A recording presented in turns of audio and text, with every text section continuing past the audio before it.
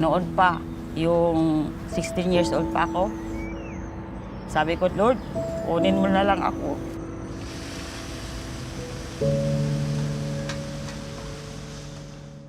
For the first time, nalayo po ako sa mga anak ko. Hindi po ako sanay. Sabi ko sa sarili ko noon na mas mabuti nang mawala ako para hindi nila maisip na may anak pa sila. 2 taon pa lang ako nagkasakit ng polio. Nakaranas kami ng sobrang hirap. Dumating sa punto na ayoko na sanang dumating pa yung umaga. Gusto ko gabi na kasi hahanapin pa namin yung sasaingin namin. Pero lagi akong nagdarasal sa Panginoon na sana may tumutulong sa amin. Nakadanas po ako ng pang-aabuso. Pagkatapos noon, dinala ako sa DSWD. Makiusap ko sa Panginoon para matulungan niya ako sa mga problema na dinadaanan namin. Pero ang Panginoon, hindi siya tumatanggi sa akin.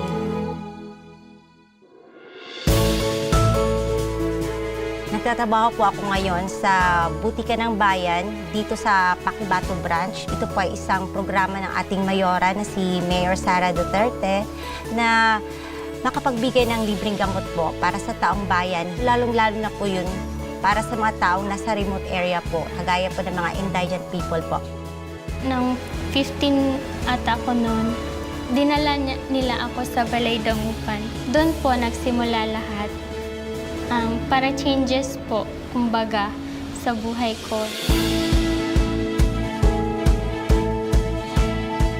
Good afternoon, ma'am.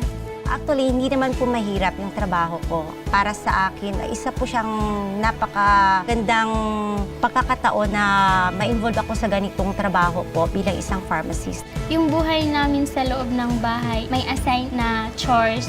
May nag-visit po sa amin na teacher, doon po kami nag-aaral sa loob. Nagagawa ko po yung hanggang abot na makakaya ko po na magampanan po yung tiwala na binigay po sa akin ng city government po na maging part po ng programa nila.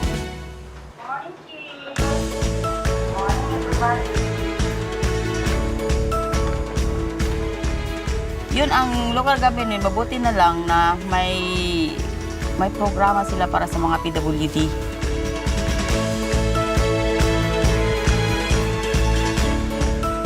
I do believe na may hope talaga na ibibigay si Lord para sa iyo.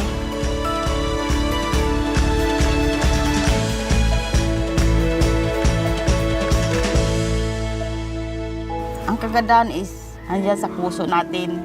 Tumulong tayo sa mga nangangailangan ng tulong.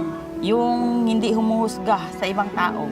Sa salitang kagandahan po is yung mga instrumentong ginagamit ni Lord. Yun pong tao na handang tumulong. Ililift up ako, yung magbigay ng encouragement. Ang kagandahan is marunong kang makisama kasi yung tao naman na nakakaharap mo araw-araw, kung maganda yung pakikitungo mo, babalik din sa'yo lahat ng kagandahan na ginawa mo para sa kanila. Ako si Inday Nila, person with disability. Aalagaan ka. Ako si Inday Lai. Sasamahan kita. Ako po si Inday Jane ng inyong Butikan ng Bayan. Handang maglingkod. Isang Inday. Inday will always love you.